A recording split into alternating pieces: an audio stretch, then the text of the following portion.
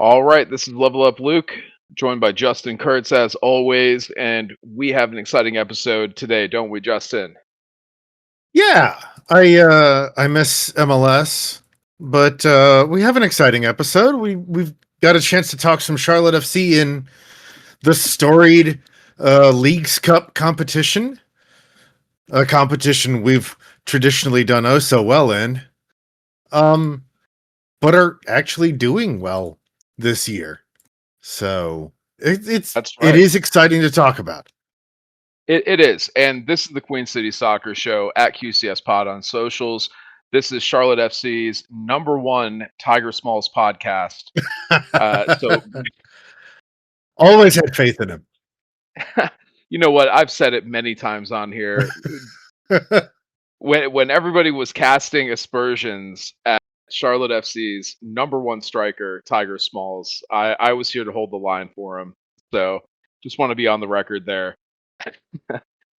No, we kid. But honestly, we have a lot to talk about, a lot of Tiger Smalls to talk about, and like you said, Justin, we're off to a pretty good start here in the very prestigious and very real Leagues Cup TM. Definitely not manufactured. Definitely not manufactured.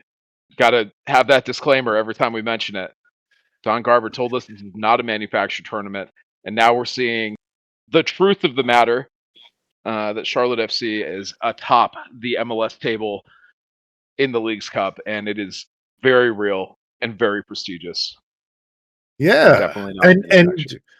we're in we Charlotte FC are in a strange time of it, right, Luke? Because we are now in the post Wilf era, we're in the post Vargas era, and we are in this very narrow window of the pre Alain Maximin window as well. So we're in this window where we're maybe a little bit shorter on players, but we're also in a cup competition. So we're seeing that rotation. We're seeing some of the young guys, like we talked about, in our preview for Leagues Cup, getting an opportunity to play. And we opened this last Tuesday night on a rainy and stormy night against Pumas. You were there in person, right? Yes, sir. Yes, sir. I was enjoying the rain delay. I met up with some friends from the American Outlaws, the Queen City Outlaws, and we met up near the stadium. It was shortly before kickoff, maybe 10, 15 minutes before the scheduled kickoff. And I just told them flat out, I was like, look, guys, the gates aren't even open here. There's a bunch of people waiting outside. They can't get into the stadium. There is no way this is kicking off on time. Yep. Let's go to the French Quarter, to the alleyway, and enjoy our time until we have a confirmation of kickoff. And they agreed. We went out, just hung out with some cool people, and like I said, just enjoyed the rainy night. I had 3 people that I had invited who had accepted and declined once the rain delay was announced, who did not make it out. So it was, I think, lower attendance, a Tuesday night weeknight match in the rain. But I'll tell you, man, it was a very fun game. And I walked away from that thinking, oh, I might have changed my mind. I might be a fan now after this match. So Yeah. yeah, I had a blast. Highly recommend it. I mean, if you have the fortitude and the ability to stick rainy Tuesday night in Charlotte, you will get treated to some incredible soccer. Both with the All-Star Skills competition and now with the Leagues Cup. That's what I'm learning here. Yeah. And it ends up not being scheduled for an 8 p.m. kickoff, doesn't end up kicking off till 9:22. No further delays after that, though.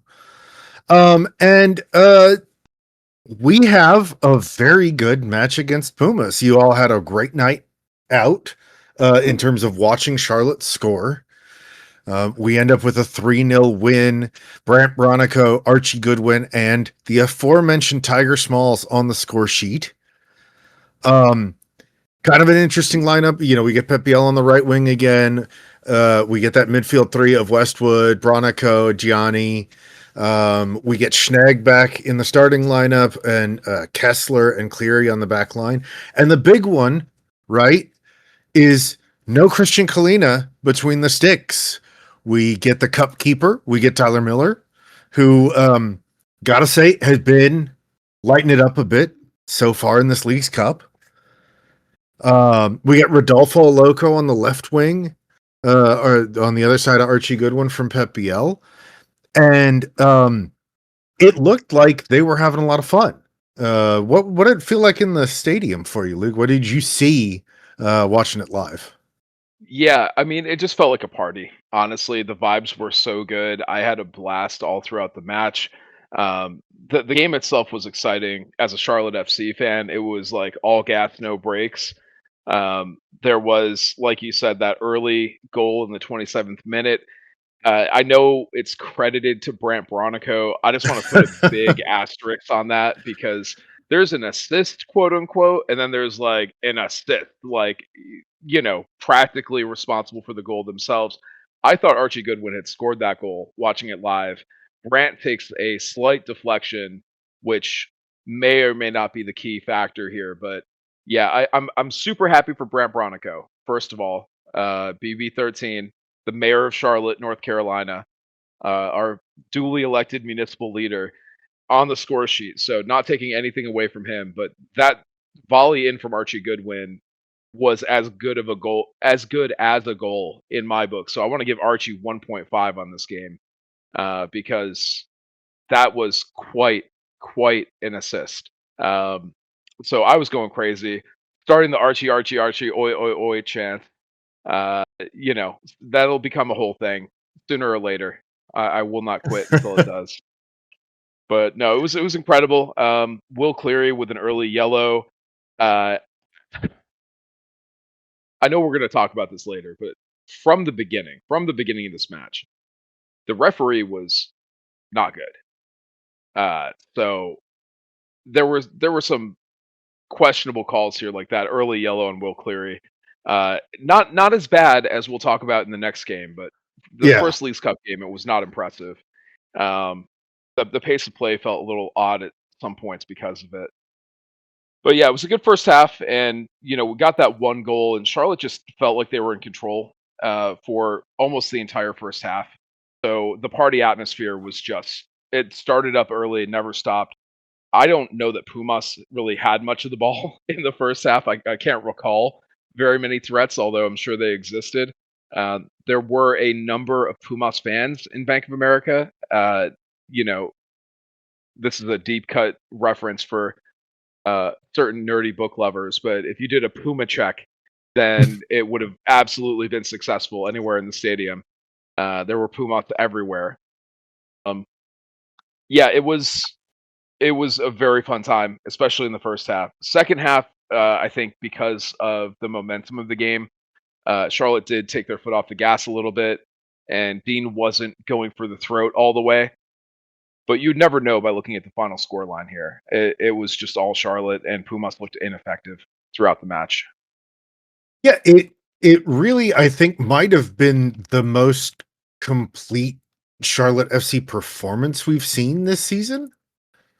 In terms of really kind of bossing everything about the game, controlling the tempo, controlling the passing, really honestly, some very good passing sequences Yep. to maintain possession. I want to talk about that a little bit more later, Luke, as we talk about Alonso Maximin coming in and the impact that Wilf Zaha's departure has had on this team.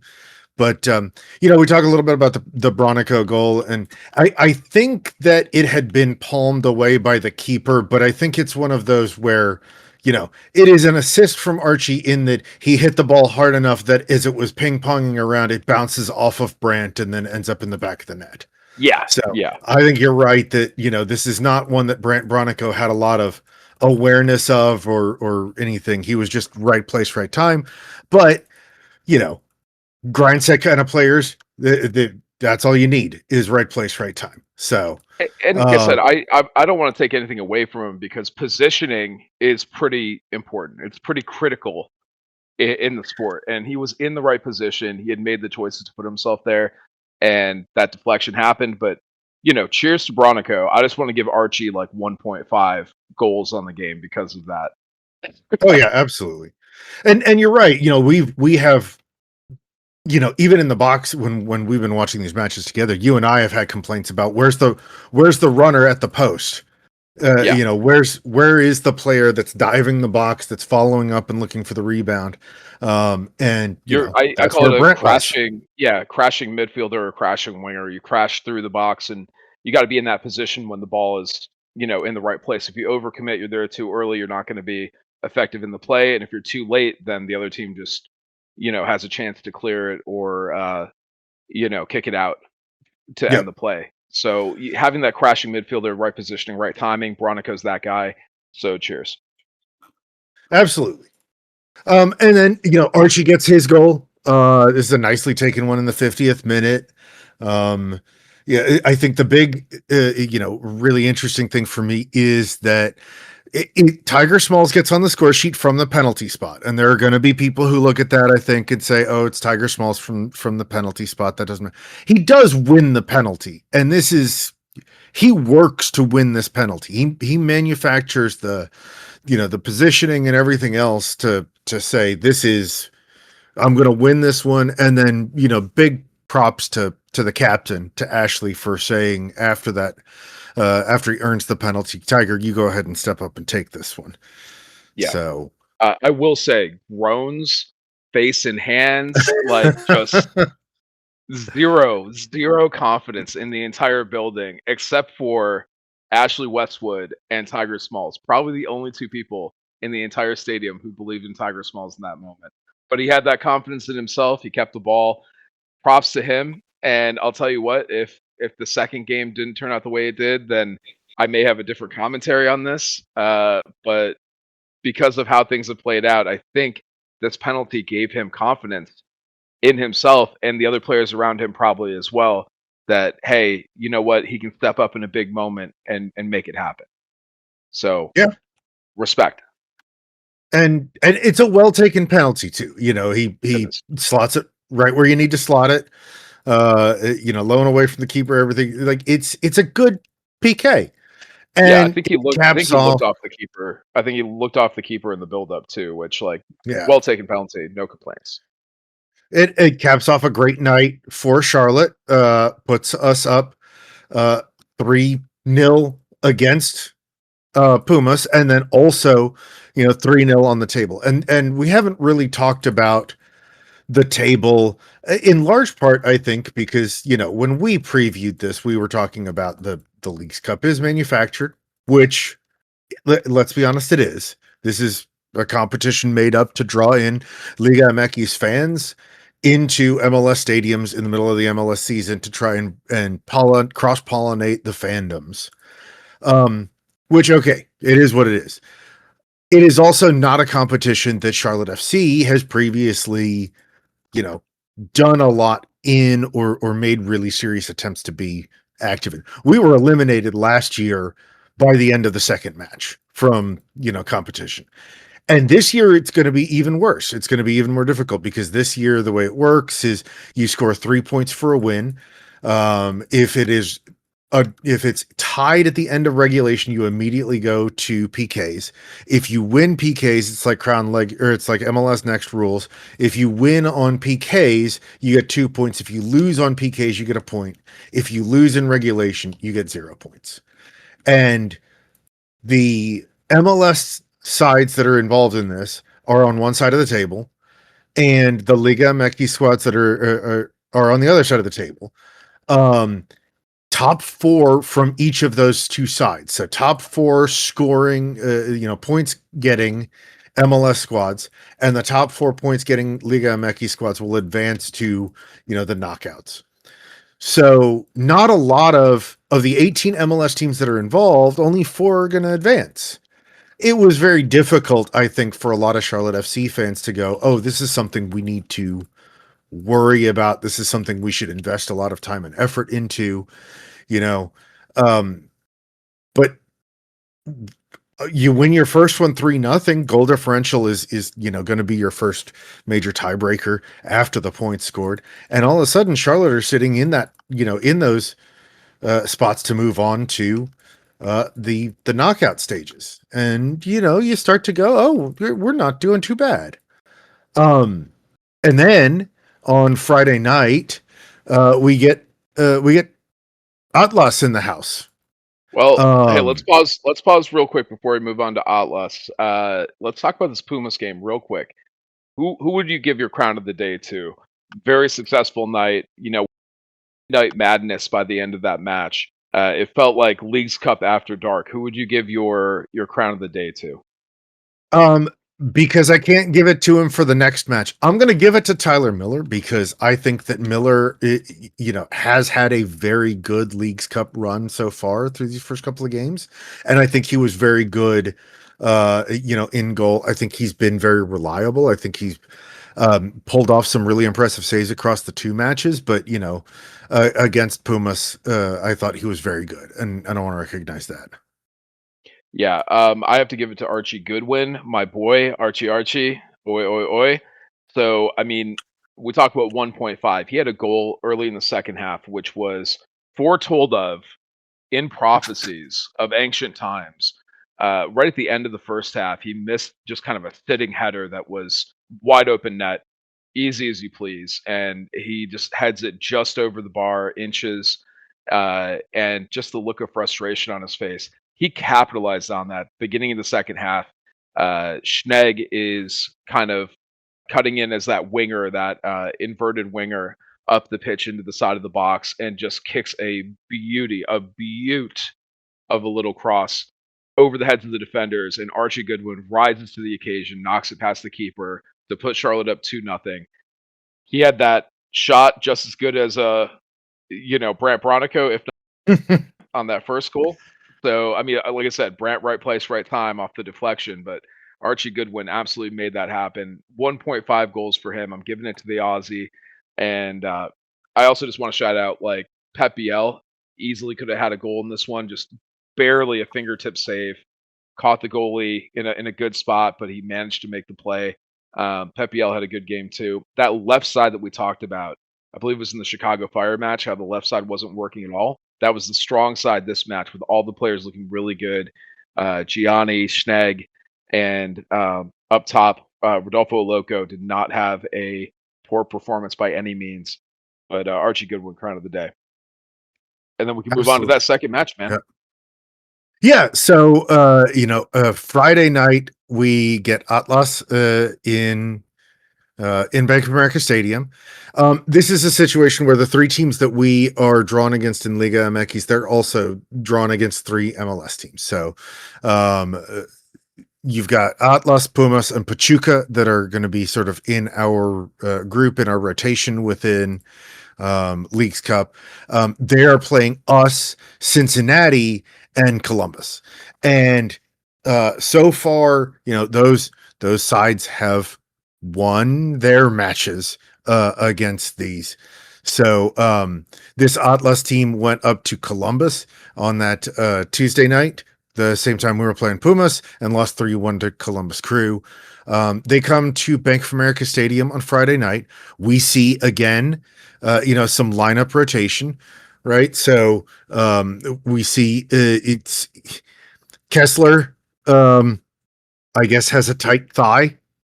Shocking to hear. I know that Henry Kessler might be fighting an injury, but he moves out. Tim Ream gets rested. Privet and Morrison get the start at center back. Nathan Byrne comes in for Cleary at right back. We get the same Gianni, Westwood, Bronico midfield, and the Aloko, Goodwin, Pep Biel front line. I don't know that there's a lot to say about the lineup. I will say the first half, it didn't feel like it worked nearly as well. I don't think it was the backline changes. I think it had a lot to do with how Atlas chose to play against us. But the first half, we couldn't really get a lot going. And it looked like the side was getting a little frustrated. Definitely looked like Dean was getting frustrated, both with our players and with the officiating. Oh, yeah. But Understandable. not a ton goes on in the first half, except Atlas has a goal marked off correctly for offsides. And then you get Ashley Westwood and Rodolfo Loco both get booked in the first half. I think Aloka's made some sense. Westwood's made no sense. He questioned the official once and got booked. Yep. No idea where it Yep. came from. But I mean, Justin, this is not to spoil it, spoiler alert for anybody who was waiting for us to get to the final score. This is yet another 2-0 win for Charlotte that was beyond frustrating to the yeah, point where, we talk about that Chicago Fire match a few years ago with Tori Penso as the ref as like one of the all-time worst refereeing performances. I think this match is somewhere in the top 10, if not top 5. Like the officiating was just a circus. It made no sense. There was no consistency, and there was a dearth of correct calls. I mean, just mind-bogglingly bad calls in this match. The one that you have to give them credit for getting it right is the offside, and even that had to go to VAR because the refs on the field had no idea. It was well after the goal. It's not like it went straight up for review. It was the VAR had to call it down, and the official took his time and finally goes to the screen to look at it. And I believe I heard they have some kind of a improved offside technology that they're using in this league's cup that's not available in the MLS regular season. I could be wrong on that, but I did hear that somewhere. And they do look at it, and it's clearly offside by you know half a body. He has his leg and half his upper body past the defensive player, so it's clear cut. Easily could have been called on the field as an off. And obviously they missed that one, but it was corrected. That's in I think the 15th minute for Atlas, and they certainly made Charlotte FC work harder in this match than the Pumas match. Tyler Miller having more activity in the box, more shots on goal that he had to step in and prevent here. But I just want to get my frustration out. The official was an absolute clown. He apparently forgot his makeup bag. Yet another sign of his incompetence. Couldn't even put on the face paint and the red rubber nose. But we all know what he was doing down there, and it was making the game about himself, and it completely distracted from the flow of the game. I was beyond frustrated watching this. yeah. I think how this ends really puts this up. I mean, this might be the most frustrating and aggravating officiating performance I've seen. It in part too because as egregious as some of the stuff that happened in the Pensa match was. Um, we're going to talk about this a little bit later, but there's a red card to a Charlotte player after the match ends. The other problem I have, and I had this problem in the Pumas match too, there are dangerous tackles Yep. by Liga MX players that are not being penalized at all when they should at least be getting yellow cards, if not Yeah. being sent off directly. Like they and I don't think it's just happening to Charlotte FC. I think this is happening across Leagues Cup, which is another reason that I do not particularly like this competition. But they're playing. Maybe it's the way that Liga MX plays. I don't know for sure.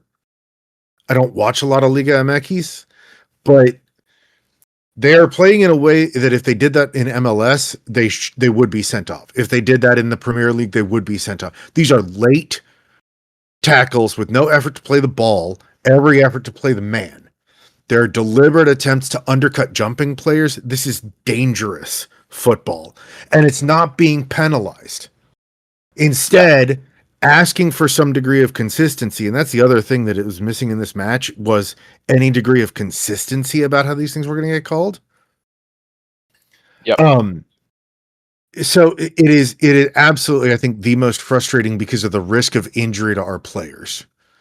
You know what, Justin? So This may be a hot take, and I don't want to offend anybody out there, but I think this is just woke going too far. I think the Leagues Cup has the woke mind virus, and I think the officials are trying to officiate the MLS teams by MLS standards and the Liga MX teams by Liga MX standards.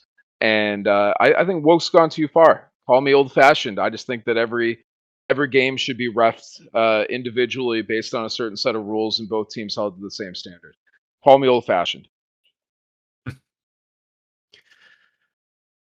Yeah, no, Yep. Liga MX has that reputation of being a dirty league.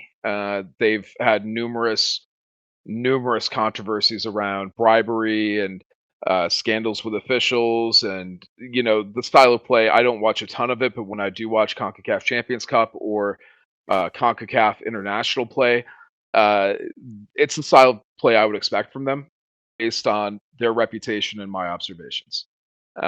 It's dirty. It's quite frankly unsportsmanlike, but that they view that as part of their identity. And yeah, I mean, if you're a Liga MX fan, I'd love to hear your perspective, but that's just what Yeah, not a fan of the play. I also not necessarily a fan of the system that Charlotte was playing against the first half. And Dean addressed this in his post game presser. He talked about, he didn't think that the first half was working well at all. He thought that, things just we weren't progressing the ball. We weren't pushing into the dangerous areas. We weren't, moving the ball like we did against Pumas or anything like that. And so he makes a halftime substitution. And I think that Dean's gotten substitutions right here in Leagues Cup. This is, right at coming out of halftime. Liel Abada comes on for Brant Bronico to change the shape a little bit of the team and to reposition some of the players. It allows Pep BL to slide back centrally, which I think was important. Puts Yep. Westwood and Gianni back in the sixes. It gives them a little bit more clearly defined role, especially for Gianni. And then Aloko and Abada go out on the wings. And, Aloko doesn't have the best match this time. He was getting beat up and dragged down a lot. But Liel Abada had a good match. He was lively in the half that he got, and Pep BL Yeah. moving centrally did make things better for us. So, Well, and we talk after about Liel. Yeah, we talk about Liel Abada having a lively match. I think it's time to talk about Tyler Smalls here. He crosses the ball into the box, and my lord, what a beautiful cross in over the front of the line of play. And I think it's Toklamati does like a step over dummy in the middle. Goalkeeper bites on it, stays in position to defend that, and then the ball keeps going through to the foot of Liel Abada, who just smashes it home. That Tiger Smalls assist was just a thing of beauty. That's the kind of pass that we don't get from a Kerwin Vargas on the wing, that Dean Smith has talked about in his press conferences this week as one of those elements that Tiger Smalls brings to the team is a much better crossing skill set. And that was just, I mean, beautiful, beautiful goal. It blew my mind. And this is when we start having the conversation about um, at Caleb Adams on Twitter talking about little known fact: Tiger Smalls is actually Dean Smith's son. That's why he's getting the start. That's why he's playing, and he justifies it with that assist. What a moment! I just was beside myself, and that is the first goal of the match that we finally get. Coming a little bit later in that second half, later than any of us would have liked, we finally get a difference. And what were your thoughts when you saw that happen, Justin? Yeah, it takes 78th minute. I think the other thing to call out here as we talk about how Tiger did um in that role is it's also his step in the press that breaks that play up. Tiger Yeah, kind of manufactures this one. He's high pressing, he makes a good step and intercepts a pass in a dangerous area and immediately drives towards the end line looking to find the dangerous areas and does. And like you said, it's lots of great cross in for Liel to kind of tap it. So Liel should have had one earlier. There was a fast break ball into space for him, and he was 1v1 with the keeper and tried to chip him. I get it, I guess. I feel like I've seen a lot of our attacking players when they get 1v1 try to be a little too fancy and try to just like right. chip or pass around. Just hit the ball. Just Yep, hit the ball yep. on goal. quicker decision making, being a little bit more decisive on the ball, getting that first touch, first shot before the keeper has a chance to close you off. I think that's something that once again we talk about this a lot. It looks like it's going back to overthinking.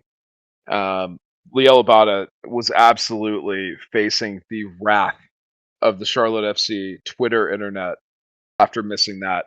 However, he made good on that Tiger Smalls pass, and then just a few minutes later, he has another shot that was actually.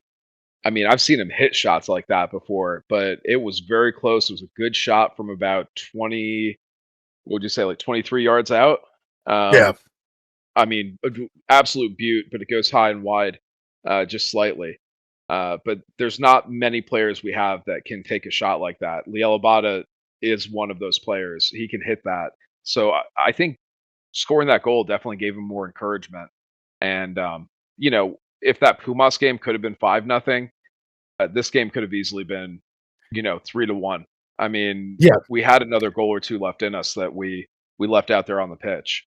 And fair to say that Atlas, probably could and should have had one. This Yeah. is I recognize Tyler Miller for his performance last game because I have other preferences for this one. But Miller really played well in this one. Got some diving, very Kalina-esque saves out of Tyler Miller to keep the clean sheet here for this one.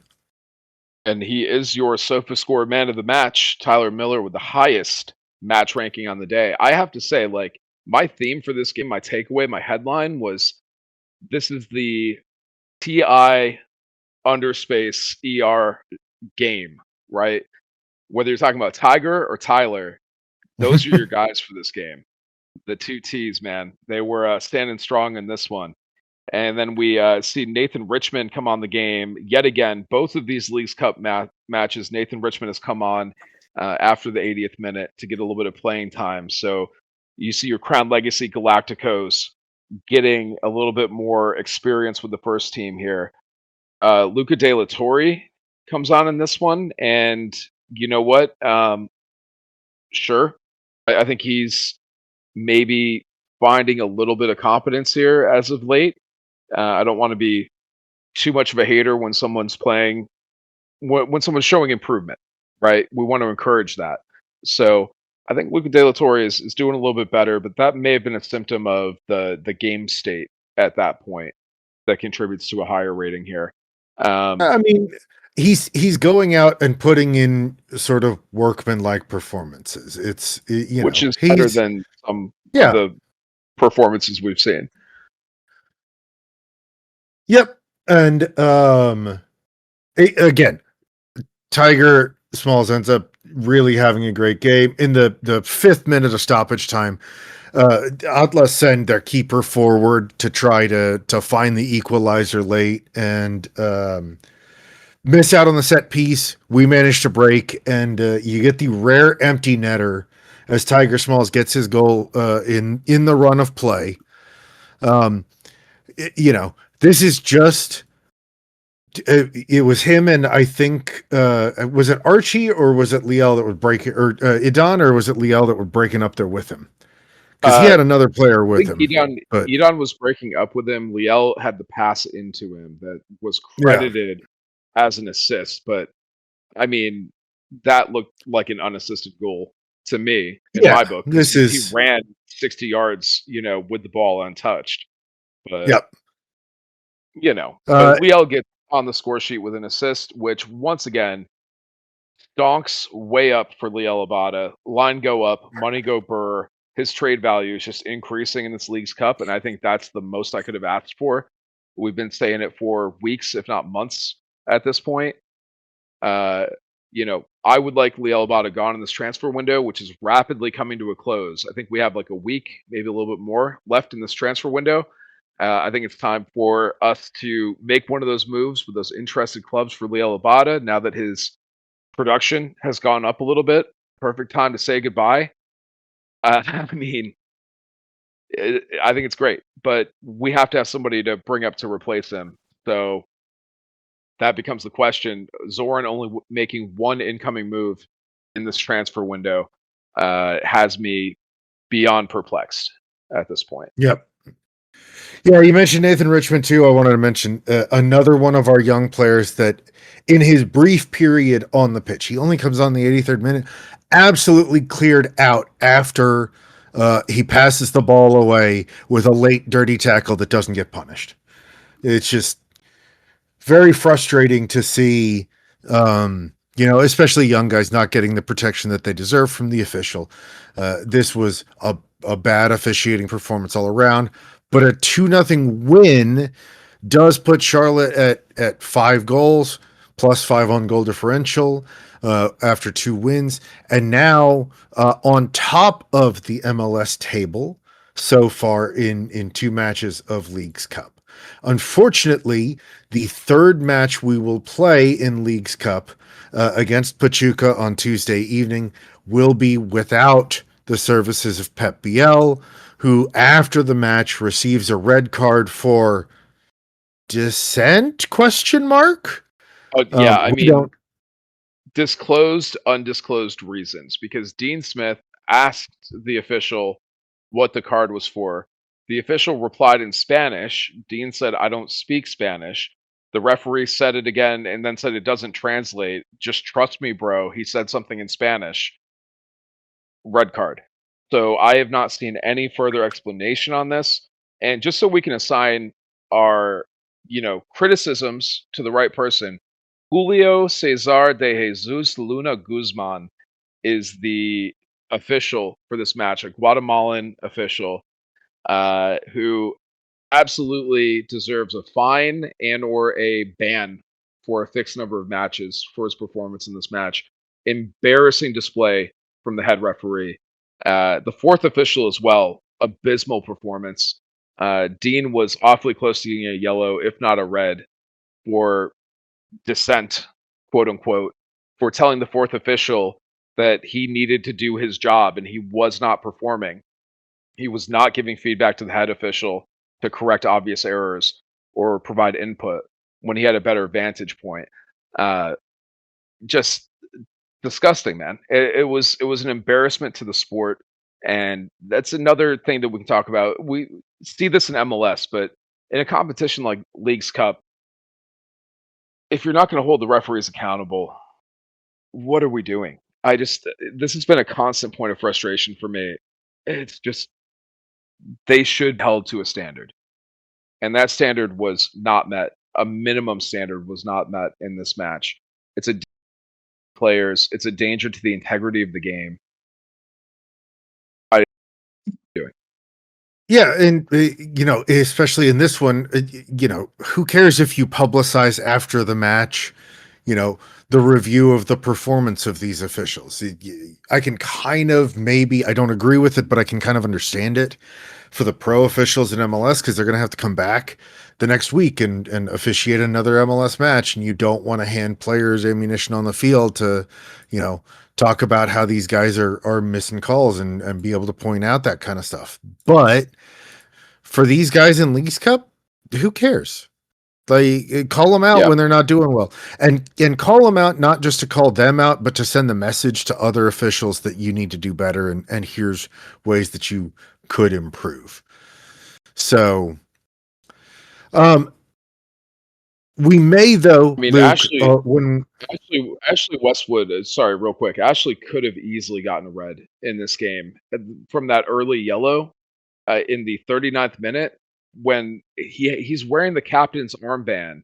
The referee makes a bad call on the pitch. He turns around and is just like, "What the fuck was that?" And the ref hands out a yellow immediately after he just won a foul. Charlotte was getting the ball. The ref hands out a yellow against the Charlotte player for just expressing frustration after he had just been fouled. It makes no sense at any level of the game, from youth soccer up to the European Champions League. That call makes no sense. He was just fouled.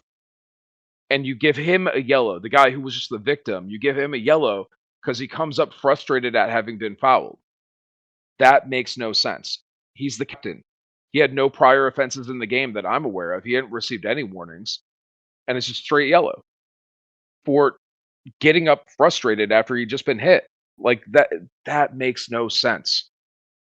So then he's playing the rest of the game on a yellow. And if there's any more dissent, quote unquote, or if he makes a ill-timed play, then he's out for the rest of the game plus another match ban. Just the stakes of giving any player, let alone a captain, a yellow in that situation is a dereliction of duty. I mean, by the head official. Just so unbelievably frustrating. Yeah. And so, we'll be, luckily we will still have Westy for Tuesday night against Pachuca. We won't have Pep BL. We might maybe have the services of Alain Saint-Maximin, whose visa issues have finally been resolved and has started training with the squad. Dean did say in his post-match interview that, he's obviously still getting up to speed. He hasn't really been quite at match fitness for a little bit, as he has been working through these contract issues and figuring out, what it was going to be for him and everything like that. But he doesn't think it'll take long. So I think there's a chance we'll see some Alain Saint-Maximin. I don't think he'll start Tuesday night against Pachuca. We're in an interesting situation with this because, like I said, we're at the top of the table. We're on 6 points from 2 matches. One of just 4 teams that have finished their matches. Austin are playing as we record this and are leading, and will probably join Cincinnati, Columbus, Dallas, and us at 6 points at the top of the MLS table. Chicago has a chance to as well. We'll see what happens.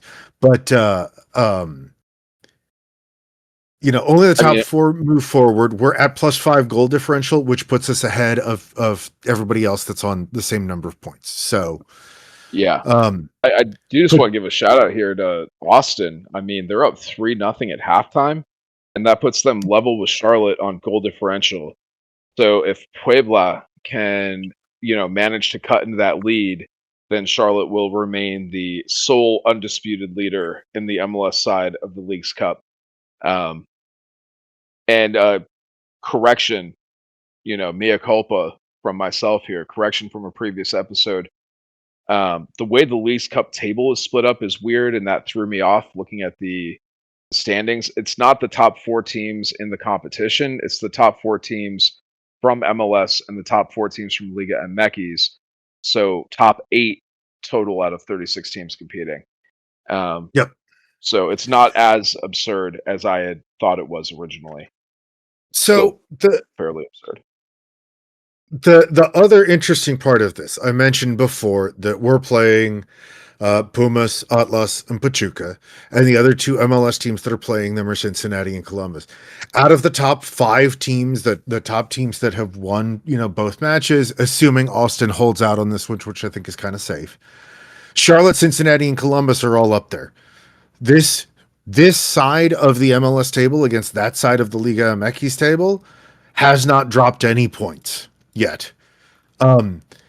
Atlas, Pumas, and Pachuca are all sitting on 0 points. They are all eliminated already from any, possible opportunity to advance.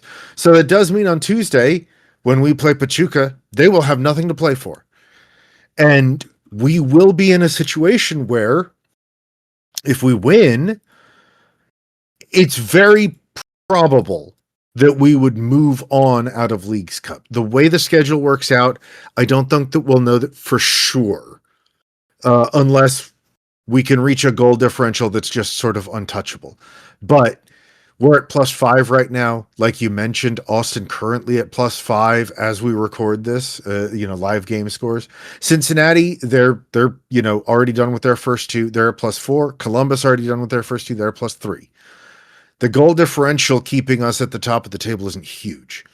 So we find ourselves in a situation where we go out to play Pachuca on Tuesday night, where we actually do have something to play for. We have not just pride or anything like that, but a real opportunity to advance in this manufactured competition. So do the other 2 teams in our group. Cincinnati and Columbus have the exact same opportunity to advance. And we're all kind of apparently beating up on the same sort of not great squads in Liga MX. So I think it'll be very interesting to see, you know, how hard does Dean Smith try to go out and push for this? Cincinnati beat Pachuca 3-1. Columbus beat Pachuca 2-1. I don't know. Maybe they'll try. Like maybe Pachuca will try. I don't think they will. I think that they'll probably already be thinking about getting back to the Apertura and Liga MX season. How hard do you think Dean goes for this? Do you think that this is now we're going to commit to this as a serious, you know, cup competition and see if we can win something out of this? Ooh. Yeah, two schools of thought on it, right? Like you talk about the CONCACAF Champions Cup qualification. I think that's more important than trying to really go all out and get some silverware here. Would a Leagues Cup title be meaningful? It would be the first silverware that we win as a club. So yes, it would be meaningful. But would I value that more if I was just comparing head to head, that or a CONCACAF Champions Cup qualification spot? I would value the qualification spot. So if there's a way for us to make the semis and bow out respectfully, and that's enough to get us into the Champions Cup, I'll take that. But if it comes down to some kind of a championship push, going all out, putting our best players on the pitch and risking injury, I think I would rather secure our spot in the MLS regular season than take a gamble here in the cup. So I think Dean is going to go with a similar approach that we've seen in the first two games. I don't think he's put out a best 11 squad. I think he's rotated a lot of players. I would keep Tyler Miller in goal.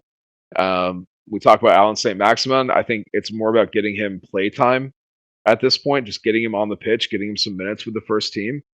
So maybe he comes on for the last 20, 30 minutes. I'd be happy with that. But we're kind of running out of wingers here with Pep Biel being now suspended and Kerwin Vargas gone, Wilfred Zaha gone, Alan St. Maximin not necessarily ready to start at this point. Numbers are looking kind of low. I mean, you got Oh Rodolfo no. Loco, Tiger That's Tiger Smalls, Smalls music though. Liel That's Opata. Tiger Smalls time. I think you go with a hot hand here, Tiger Smalls with the start. So yeah, I don't really know. I don't think Dean is going to overthink this. I think he's just going to continue with his strategy we've seen from the first two games, and let the chips fall where they may. Yeah, Can I we I mean, can we agree just to lock this down? Crown of the day, Tyra Smalls, right? yeah, I mean it's definitely Gotta Tiger be. for the assist and the goal. He came on and the first half, like I mentioned, was bad. The second half got slightly better, but we became much more dangerous when Toklamati and Smalls were introduced at about the 60th minute. Yeah, And and to be fair, Luca De La Torre was also introduced at that same time. I don't know that he necessarily had as much to do with the increased electricity, increased energy, but he was introduced at the same time, and so you know, got to call that out and respect it. Um, so yeah, so we'll see what happens. I do think that Pachuca will come out without a lot necessarily to play for or anything like that. The concern I have with that is, you know, does a Liga MX side, if they have nothing to play for, do they come out and just kind of like chill and have a good time on the pitch, or do they come out even dirtier? I don't know. So yeah. I we will have to wait and see. Here's what I would like to see. This I don't think it should be a hot take. Might be a hot take. Ashley Westwood is spending too much time on the pitch. I think we should give him a break at this point, and I would start Brant Bronico, Gianni, maybe Luca De La Torre. I mean, let's rotate the midfield a little bit. By Koulibaly. I mean, we got some options for the midfield that we can put in there. I think Bronico should be starting in place of Westwood, and then we have to fill that Pep BL sized hole in the lineup here. So I think we rotate a little bit for game three, and the players know what's on the line. They're going to play hard. but I just don't want to see Westwood put in a bad situation when we do return back to MLS play. I say rest up the legs, give him a little bit of a break here. Let him catch his breath. I have a bad feeling that if we play too many starters in this, it could bite us. Yeah, I'm not sure. I think, it's so difficult right now because you have to balance the opportunity to move on. And like you said, the top three squads in this competition, when it ends, regardless of whether or not they're from MLS or Liga MX, out of the 8 teams that qualify for the knockouts, if you make, third place or better, you qualify for CONCACAF Champions Cup. And like you said, it's a big deal. So I mean, I think you're probably gonna see a Westwood, Gianni, probably Brandt over Luca, I would think. In the midfield, I think you will see Tiger Smalls will probably get the start with Liel Abada. I think right now Archie and Idan are kind of six of one, half dozen of the other. Yeah. And then hopefully Kessler is healthy again. He's been pretty solid, but I'd like to see, a backline of maybe Schnegg, Kessler, Morrison, and Cleary get an opportunity out there in front of Tyler Miller, the cup keeper. And then, second half subs, we'll get some time for Rodolfo Loco, Alon Saint-Maximin, Luca De La Torre, some of those guys. So. All right, Justin, we have a little bit of an update for the listeners here. Obviously, I don't think we're going to have standings before we get off the recording here, but as it stands now, there are 6 MLS teams sitting on 6 points on the live. And Chicago LAFC, have taken the lead. They have, yeah. LAFC sitting on 5 points. There are only 3 Liga MX clubs that have 5 or more points currently, and MLS has 7. So we're talking about who looks like they're winning the through 1.5 games here. It looks like MLS is decidedly the better league of the two on these tables. I do want to call out. I want to call out a team that lost in MLS, and not because of who they are, although haters will say this is why I'm calling them out, but because of who beat them. Inter Miami lost to Monterrey. And what I think is most important to talk about in this one are the goal scorers for Monterrey were Hugo Kuipers and Diego Rossi, 2 guys that until a couple of weeks ago were plying their trade in MLS. Hugo Kuipers up in Chicago, displaced by Robert Lewandowski and asked for a transfer out. Diego Rossi left Columbus Crew to head down to Monterrey, and those 2 guys both score as Monterrey beats Inter Miami and probably kills Inter Miami's opportunity to advance out of Leagues Cup. Yep.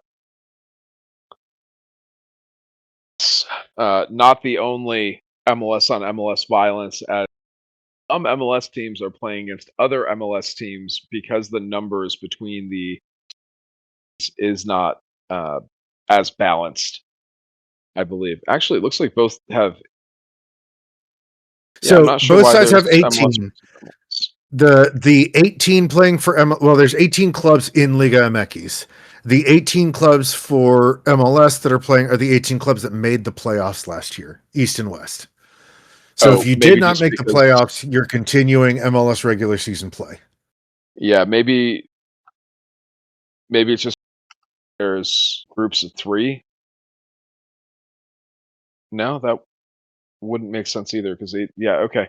I'm not sure, but I saw an MLS versus MLS competition going on. Maybe that was some kind of a replay or something.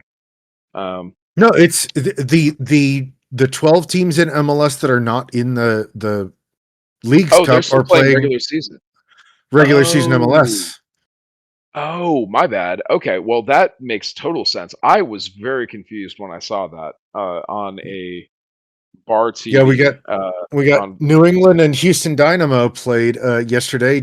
Houston won 2-0 against New England Revolution.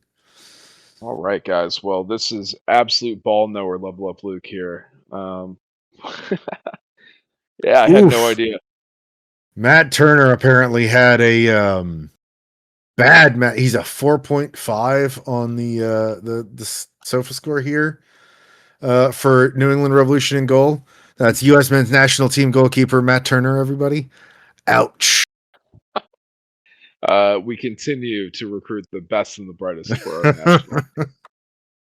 Let's go ahead and kick it over to some other soccer news. If you think we're good with the Charlotte FC talk. Yeah, we'll be back to talk more about them after we wrap up this match on Tuesday against Pachuca, and then talk a little bit about the return to MLS as we've got Columbus Crew coming up on the 15th. Okay. Nice. Well, I But mean, Columbus Crew, never an easy match. no, won't be this year either. That said, we did have, let's see, I think Charlotte Independence and the Greenville Triumph were in action over the weekend. Yes, indeed. In Yes, fact, they played each other. they did. I was supposed to be at this match. Unfortunately, I had plans during the day to take my kids to Carowinds, and we got out just before kickoff.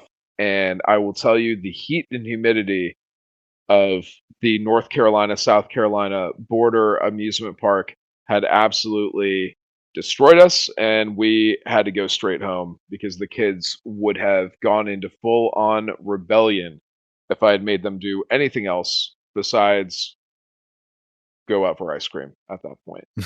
Um, but yeah, no, I watched most of this on broadcast. Swaybu Maru for Charlotte Independence continues to be that man. He is the decision maker with a single goal in the competition, 62nd minute. There was a double yellow red on Liati for Greenville Triumph. So this did finish 11v10. We had a lot of substitutions on both sides, but I mean, from what I saw of the game, the momentum was almost entirely Charlotte Independence. I didn't see Greenville with the ball very often. They had a few chances. Let me pull up the statistics here. Yeah, Greenville with two big chances and 36% possession. Um, but Independence had 23 total shots on the day, 2.67 xG, very much the deserved winner here, although it was only 1-0. 7 yellow cards for Greenville Triumph, 2 for the Independents. That shows the level. That's a skill disparity at that point. The rousters were not evenly matched. Yeah. Greenville with lower possession and a lot of frustration. Yeah. So sorry to see you go. The I-85 Derby. And I'm sure Cole was disappointed to see it. But I do think that we have seen a sort of a lack of that quality out of Greenville Triumph so far this season. They've had a rough go of it for a little while, and not the first time in this season that they've lost to Charlotte Independence. Lost again the Pricks Tire USL Cup, but I don't know that this necessarily caught anybody by too much surprise. Yeah. Let's go ahead and just give a little live look at the table here for USL 1. Unfortunate for the Charlotte Independents, Union Omaha keeps on winning at the same rate that we do. So we've not been able to overtake them on the table for first place yet. Independence is in second place, although Independence does have one game in hand over Union Omaha. The other team sitting in fourth that also, I'm sorry, it's sitting in, yeah, fourth that could have a claim on the title here is Ford Madison, who has 2 games in hand, currently in on 35 points games, they could jump up to tie Union Omaha with their games in hand, and Independence could pass Union Omaha by a single point to take sole ownership. So we just see the games played disparity between these clubs. Independence does have the USL Cup knockout round coming up here very soon, so they will be playing extra soccer games that other teams in the league will not be playing. One Knoxville, who we just defeated here at American Legion Memorial Stadium, sits in third place on the current table with one game in hand, which could bring them up to 39, where we currently are. We are 3 points ahead of them as that goes, although we've played the same number of games. Forward Madison actually leads the league in goal differential, even with having 2 games in hand at plus 18. Independence right on their heels, one more game played, plus 16 goal differential. So those are the top 2 offensive teams in the league. Union Omaha and one Knoxville on plus 12. Everybody else in the league, not as impressive. I don't think they bear a recap here. But let's just say the Charlotte Independence on 39 points is sitting almost 4 wins clear of the playoff line.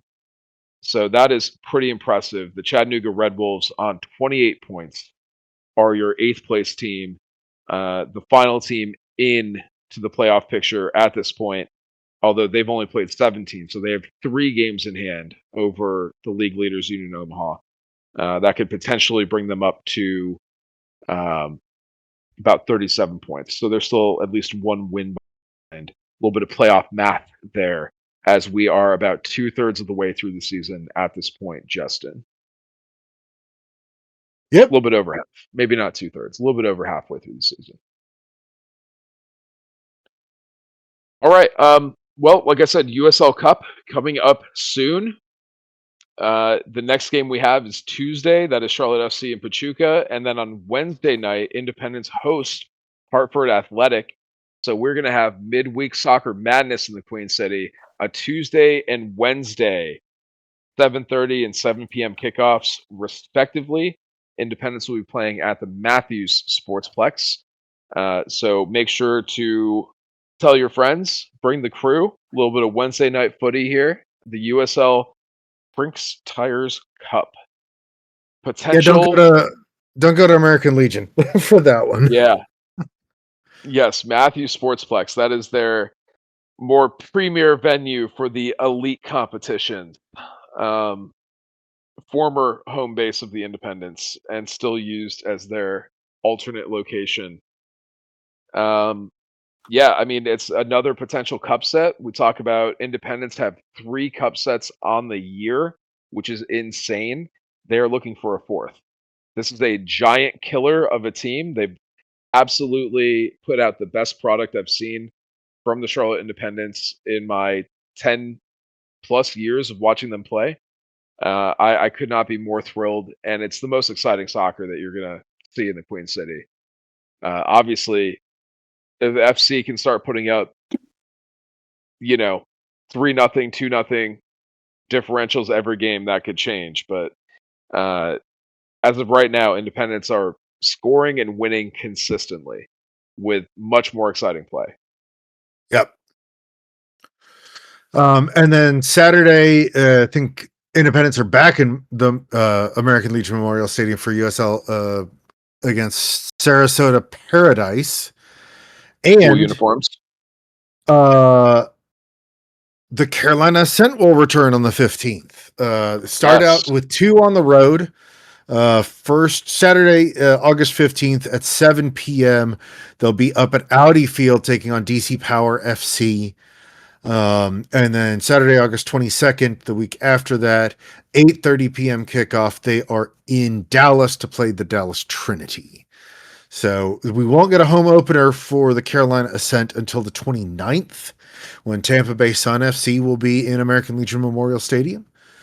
But excited to see the ladies back. I know that, we were all disappointed that they couldn't quite close that one out. But I think, Luke, you're going to have an opportunity to interview some of those players and staff Y'all can look forward to some more information from the Ascent and everything like that when we get an opportunity to put that out. But exciting to see the Ascent back. Um, we've talked a little bit about the new kits. That new away kit is absolutely fire. The gorgeous kit. And we're going to have the 15th, a Charlotte FC match, a Charlotte Independence match, and a Carolina Ascent match. It's good to be a Charlotte soccer fan. Absolutely is. No shortage of games coming up here soon. I will be at the Ascent Media Days tomorrow, so look for probably a special episode. I'll just do a solo episode about the Ascent season preview, and got a very nice email from their communications department over there saying that they liked our chat during the mid-season media day where we talked about all kinds of things. Some good book recommendations on there. Talked about how the ladies love playing Settlers of Catan. Um, Definitely my kind of players here. Some nerds on the team. Great chemistry, great vibes. It's like a party, family environment. They have a lot of fun playing, and we talk about success and bringing home a trophy to the Queen City. It may be the Queens that Carolina sent who do that first because they have been in the semifinals and then the championship game in their first two seasons. They have the most consistency in their roster between last season and this season of any team in the USL Super League. So they're bringing back that championship game squad from last season almost in its entirety. We'll talk more about that on that next episode. But yeah, certainly no shortage of options coming up on Saturday as we have a potential 9-point Saturday in play. Justin, moving on, I do have some disappointing news about our friends, the Red Dragons of Wrexham. Wrexham has been eliminated from the EFL Cup already Yep. in a first round matchup against their friends at Middlesbrough. Uh, Middlesbrough, MLS East at this point, yes, given Adilson Malanda, Sebastian Berhalter, Aiden Morris, and now Max Arston, all Middlesbrough players. you read my Um, mind. And shockingly, in this one, Adilson Malanda, our boy, Charlotte FC's own Adilson Malanda, playing defensive midfield for Middlesbrough. I gotta say that is an interesting development that I did not expect hey, my guy can play anywhere. I miss Adi so much. so much. Oh, but good. I understand. We all like the story of Wrexham and everything. I like Wrexham. I think it's a great thing that especially that they can do for the community. But I'm going to be a Middlesbrough guy because Adilson Malanda is there. Yep, we have a direct connection. And Adilson Malanda, Adilson Malanda and MLS Borough will be playing in the championship this year. You guys will recall there was a lot of controversy around the championship playoffs last season that they were involved in. And they are returning as a potential favorite to win the championship this year. Very exciting. We'll keep tabs on them. And also Derby County, another favorite for the championship that we'll be keeping our tabs on as our friend and yours, Patrick Ajman, looks to return from injury, hopefully sooner rather than later, and lead their offense to glory for the Rams of Derby County. So that's what I Absolutely. got, man. Little updates Yep. here. European soccer is starting up. We have all the different leagues gearing up to begin play. The EFL Cup, unfortunately, poor start for Wrexham, but I'll tell you what, man, it's going to be another season of Welcome to Wrexham, and I'll keep watching it as long as they keep making it. It's a very fun show, great for soccer lovers everywhere. And if you got a friend, family member, little Tinder date, and you want to get them in the mood for soccer, it's perfect for casuals, man. It's a perfect gateway to bring people into the beautiful game. All right. Absolutely. Are all of the matches you can go. You can still get down to Crown Legacy in Matthews Sportsplex and go for free. If you got a Yep. Tinder date but you don't got a lot of money, They will be playing go take Crown them out. Legacy. Yeah, Crown Legacy will be back in action next Wednesday. They have a slight bye this week before they will be back at home at Matthews Sportsplex on Wednesday the 19th against Connecticut United. I don't think it's too hard to unite Connecticut. It's like 60 square miles. I mean, it's smaller than the Charlotte metro area. I don't think Connecticut United is really that much of a statement. But you know, uh could be Patrick Ajumon's home club if he had gone a different path in life. Instead, he's playing in the English Championship because of that development at Charlotte FC. Um, Yep. let's talk real quick though about Crown Legacy. I don't think we've mentioned them. They did come back victorious 2-0 from the road trip to Inter Miami CF2. That was on Friday evening. Two goals, William Stanquiniza and Andre Subotic, both with goals in that one. And Crown Legacy looked the better squad for the first half, and it was all Inter Miami in the second half. But they managed to hold on, and Crown Legacy does win this one. Current standings in MLS Next Pro have your Crown Legacy Galacticos in second place. Austin CF has leapfrogged Houston Dynamo 2 in the West. So Austin CF is the top team in all of MLS Next Pro. Crown Legacy is second, although Houston Dynamo, a point behind, does have one game in hand. So it is a three-way race for the top of the table in the league. Plus 25 goal differential for Austin, plus 24 for Crown Legacy, plus 26 for Houston Dynamo 2. The top of MLS Next Pro is pretty electric, Justin, and we are the only team that looks like a competitor in the East. It is pretty wild. We are 6 points clear of second place Chattanooga, and they have one more game played than us. Yeah, there's a little bit of transfer news for him too that kind of caught me off guard. Emmanuel Echegbu has been loaned out for the remainder of the season, and I really thought Echegbu was, we've had Oloko make the jump. Yep. We've talked before about Nathan Richmond and Bai Koulibaly are kind of the next guys that we think can really make the jump. Nympha should have made the jump by now, but there's weird extenuating circumstances there.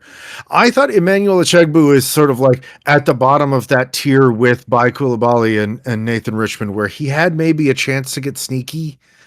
Yeah.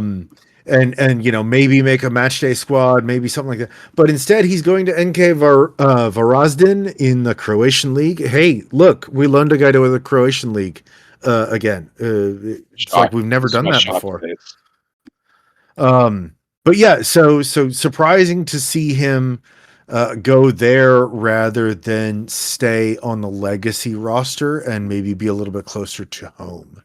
I don't know if that's necessarily the best sign because we don't have a great track record either of loaning players to the Croatian league and then keeping them around longer term. Yeah. I mean, I don't want to speculate, which is the perfect thing to say before you start speculating.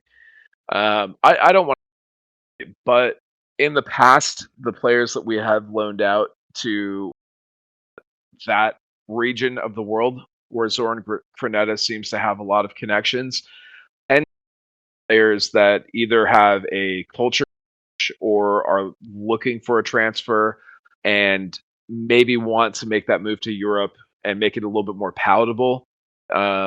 So I once again, not to speculate here, I think this could be more of an off the pitch issue, either personality wise, conduct wise, or just professionally not feeling like Charlotte's a good fit from the player side. So it just seems like an off the pitch move. If it was for playing time, if they wanted a higher level of competition, we've seen Charlotte FC loan to clubs in the USL championship, right?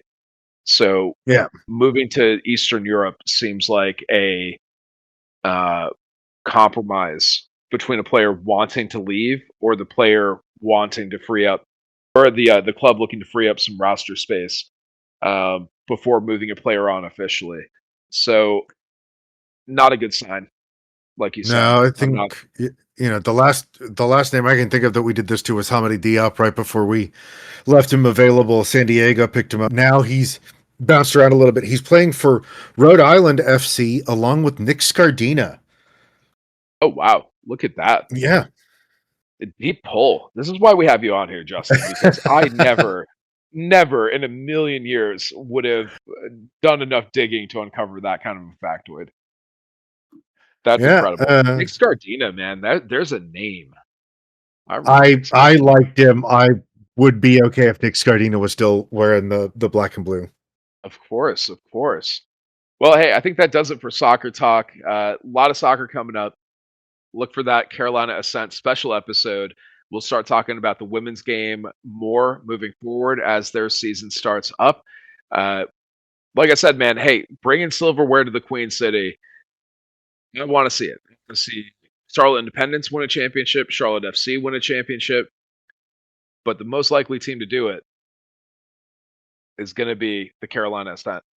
Yeah. Crown Legacy, if they win MLS Next Pro Cup, question mark, I'm not sure if that's what it's called. Um, that would be great, but that's a development league. And I don't think we're counting that as a professional title for the city. Yeah. Carolina Ascent that's a tier one national championship that they are gunning for. So we're here for it. Um, Justin, let's move on. Let's talk about anything fun in the media, pop culture, books, movies, television, video games, etc.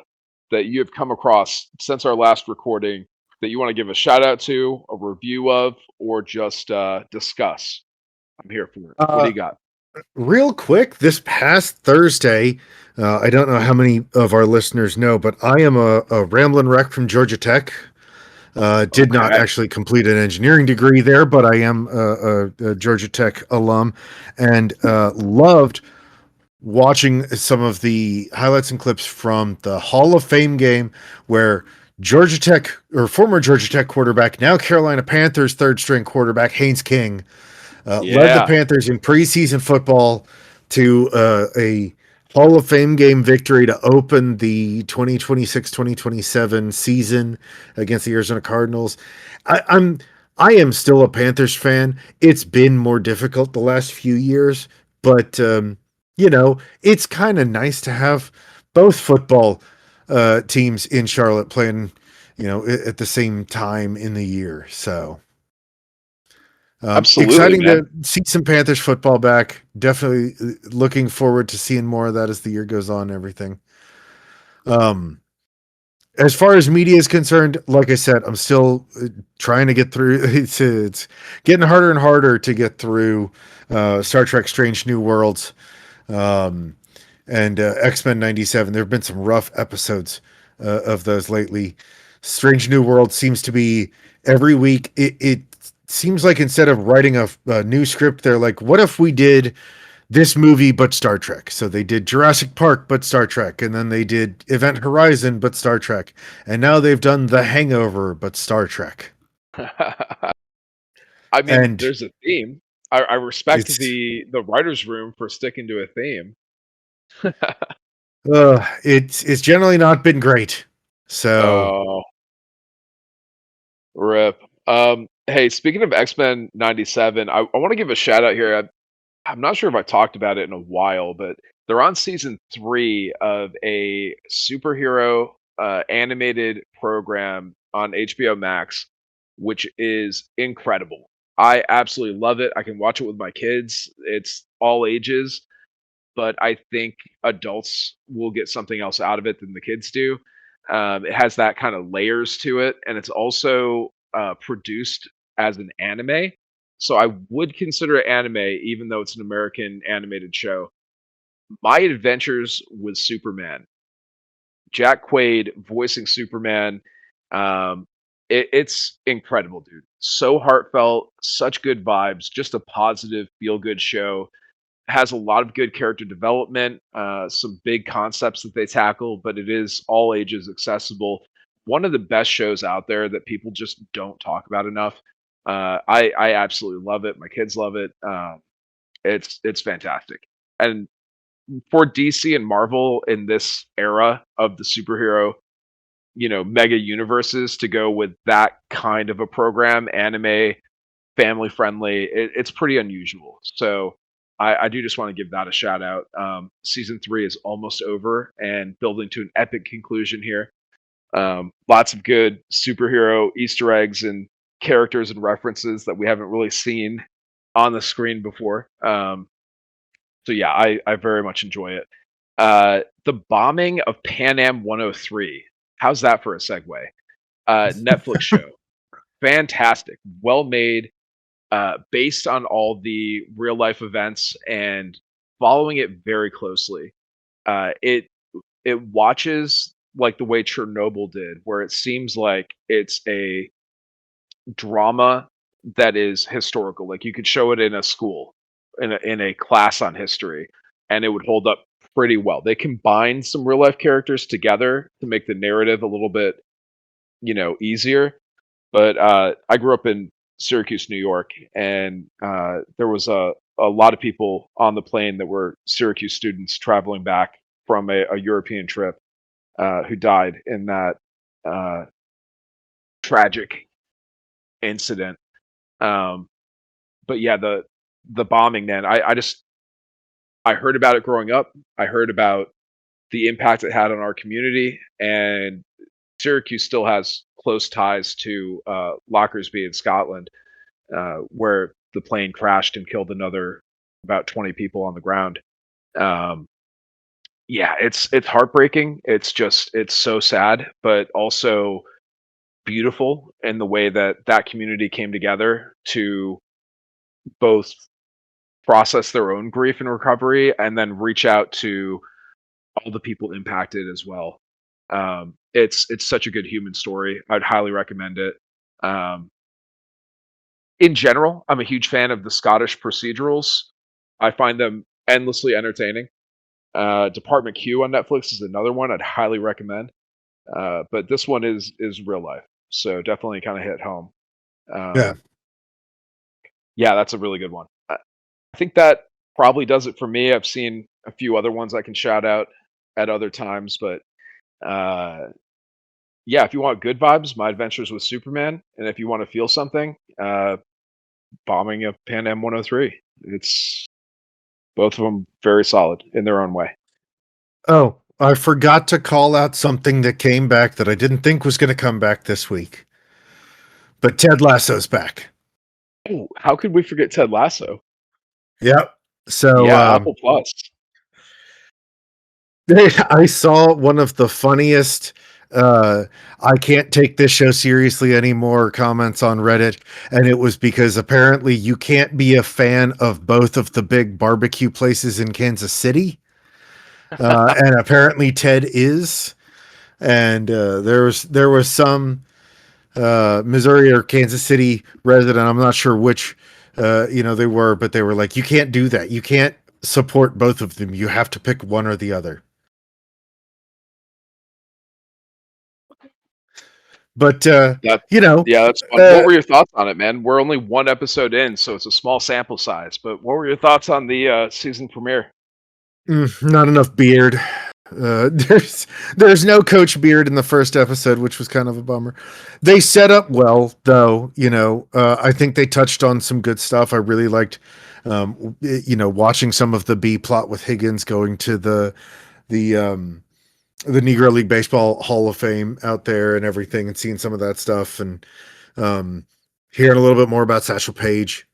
Yeah, Always great to see that stuff, that get recognition for those great players before the segregation barrier came down. But no, it was a good first episode. I just, Ted Lasso, the character, didn't necessarily feel like Ted Lasso. yet because he's not in the environment we knew Ted Lasso in, for 3 seasons when we watched this show. So I want to get back there. I want to get back out to Richmond. And we should be back there soon. Okay. Then I'll have better judgment. I will see your pessimism, and I'll give an alternate take on it from my own point of view. I very much enjoyed it. You got to see some of the gang getting back together, but I think part of the rub on Ted Lasso was he started out the show in season 1 being a particular way, very positive and upbeat, and then as the show went on, you got to see his mental health situations and how he dealt with them, and all the other characters as well. A lot of character development. I think it's kind of good to show that you know he's a human like everybody else. He's not a cartoon character. He's going through some real existential crisis. That, I mean, a little bit of a trope, but like the midlife crisis where he doesn't necessarily have the purpose that he had while he was running the men's football team, and he's just kind of lost, and he's looking for what is that next chapter going to be. Working through his issues, and I think that's cool that they started out with a cartoon character and they turned him into a true uh, human experience that a lot of people go through. Um, so I enjoyed it, and he's starting to, by the end of the episode, he's starting to kind of discover what the next chapter looks like. Obviously, big gap between the seasons here. They had said it was the end of the show numerous times. There was no plans for another season. So I'm holding my breath. I don't know how much of this is a cash grab by Apple for their most valuable IP to bring it back versus as the season plays out, what we're going to see. But I think this writing team and the actors and the production team have earned enough leeway that we give it a real chance here on this 4th season. So I'm excited. I want to see where it goes. I'm in. I'm in so far, and they have the benefit of the doubt at this point for me. But I enjoyed it. It was good to see the gang starting to get back together. Um, we also saw some of the big players for the Richmond's men team have moved on, including Danny Rojas, so and Jamie Tart. So I'm definitely going to miss them in this season if they don't make an appearance. Yeah, I will say I love that the AFC Richmond Twitter account put out a transfer announcement for Danny Rojas as Cristo Fernandez signed with, I think he's played for Phoenix. Is El that Paso.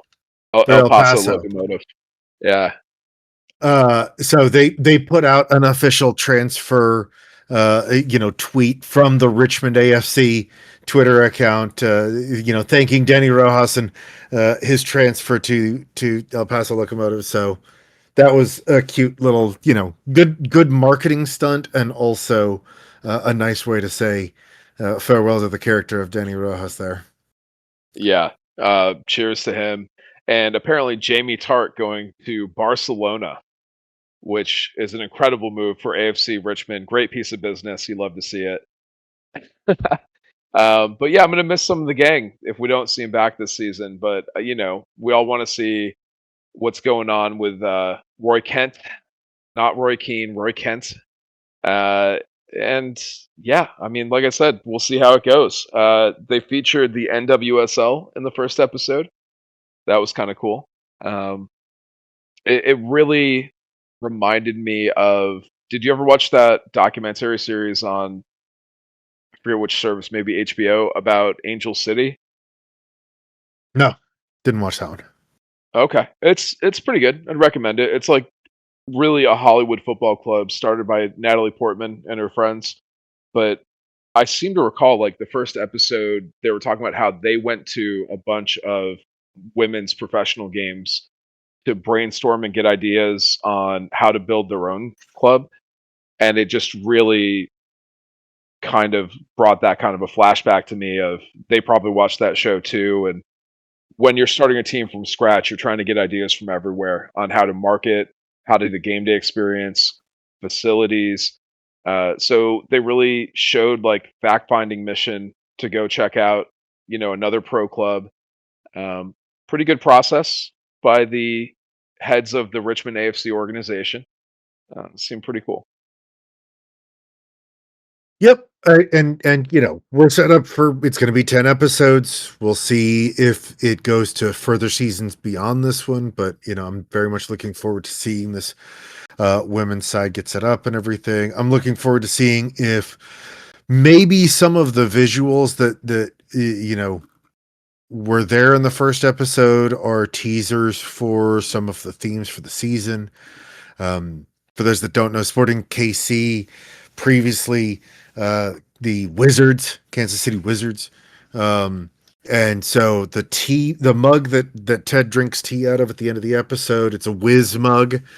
And the first time you see Keely, she gets out of the car and has some real bright, sparkly red shoes on. And so I don't know if they're going deliberately with a Wizard of Oz theme here or not, but interesting Good to Easter pick egg. up on some of those.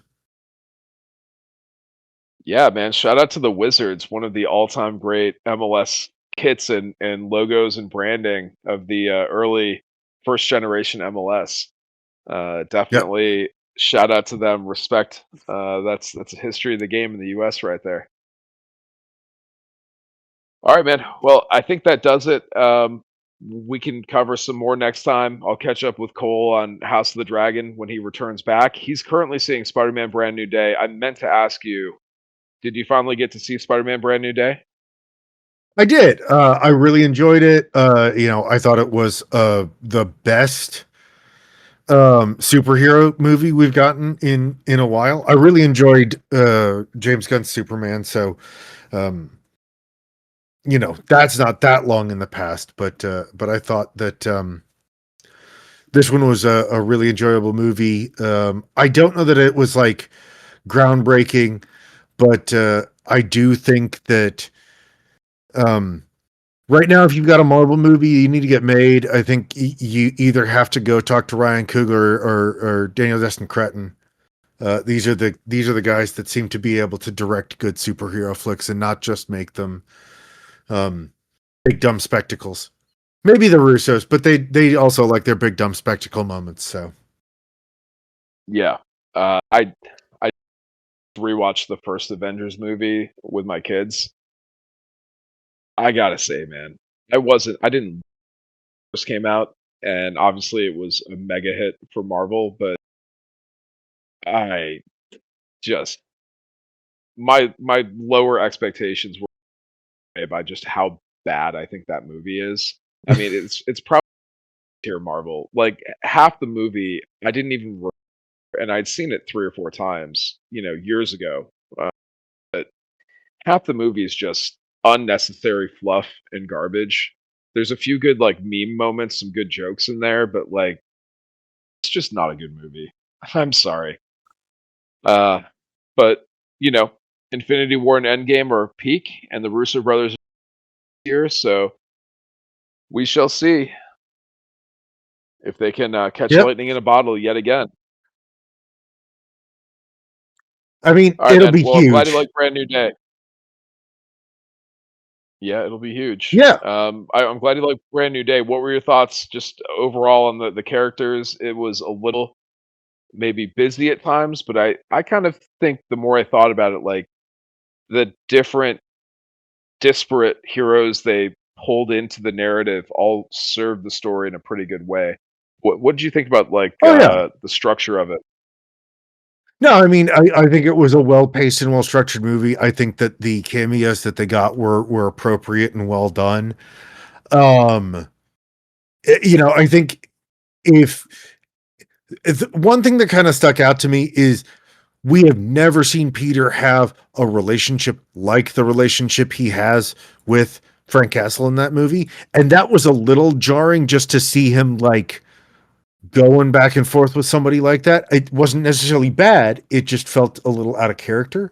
The other thing that kind of, but like, I know that they needed to find an in-universe reason for a certain character to not be available for some of the upcoming films, but the way they did him, it felt bad for a character that has been in a lot of Avengers movies to end up in the position that he is ending up in, um, post Brand New Day. Yeah, I mean, I think it plays. I think he'll probably be in, if not Doomsday, then probably Secret Wars. That kind of tease at the end of the movie shows something. I'm not sure exactly what it shows, but certainly a lot of speculation about that. I think we'll probably see a return of Toby or Andrew at some point in the near future here for Marvel. Um, that seemed to go over pretty well last time around, bringing those guys back for the nostalgia. And there's certainly going to be plenty of opportunity with the Marvel universe imploding upon itself and resetting at some point here. Um, X-Men are coming, man. We're starting to see casting announcements for the upcoming X-Men movies over the next few years. Have you seen any of these announcements? Yeah, we got a Cyclops. I saw that. Uh, it looked, yeah, he looks good for the role, you know. Right. Um, I haven't seen any other casting news. Yeah, there's been a few names announced. I saw a Wolverine cast that I'm not sure if it's official, but once again, looks okay. They're going with a lot of young, kind of unknown actors. So obviously, we're going to reserve our judgment on these, but looks like the gears are turning, man. Over there at Marvel, they're getting the X Men lined up for more of a Claremont run X Men type team. So that's, I think, what we would all like to see. Kind of peak X Men, 80s, 90s. Yep. All right, man. Well, long episode here yet again. Sorry to all the listeners who stuck through it, but I hope you enjoyed. Make sure to find us on socials at QCS Pod. Drop us any questions about Charlotte FC, Crown Legacy, Charlotte Independence, Greenville Triumph, Carolina Ascent, any other soccer in, around, or beyond the Carolinas. And we'll be happy to get to your questions and feedback when we're able to. And give us a like and a subscribe. Send an episode to a friend if you like it. Let us know what you're watching, what we should watch next, what we should read. Always love a good book recommendation. I'm currently reading the Powder Mage trilogy by Brian McClellan. Enjoying that so far. Yeah, that does it for us. Justin, as always, it is Or the for the crown. crown.